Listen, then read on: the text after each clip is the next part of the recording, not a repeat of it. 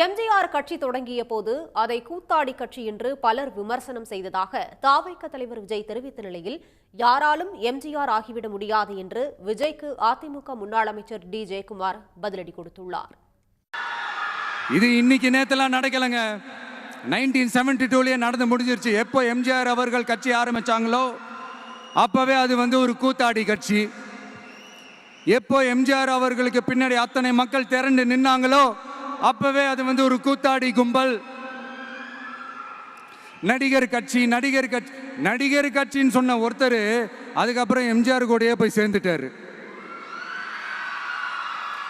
இன்னொருத்தர் இவரெல்லாம் ஒரு ரவுண்டு தாங்க வருவாரு, ரெண்டாவது ரவுண்ட்லாம் காணாம போயிடுவார்னு சொல்ல இன்னொருத்தர் அதுக்கப்புறம் போய் எம்ஜிஆர் கிட்டே போய் சேர்ந்துட்டார்.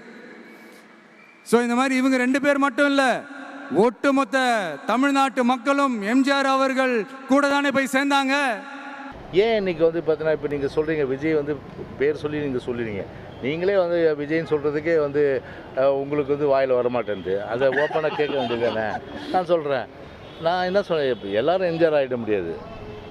எப்படி வானத்துக்கு ஒரு சந்திரனோ அதே போல் நம்முடைய புரட்சி தலைவர் எம்ஜி ராமச்சந்திரன் தான் ஒரே சந்திரன் இல்லையா? அவரோட யாருமே ஒப்பிட முடியாது. ஆனால் அவர் இல்லாமல் அரசியல் கிடையாது. உடனுக்குடன் செய்திகளை தெரிந்து கொள்ள சன் நியூஸ் பெல் ஐகானை கிளிக் பண்ணுங்க.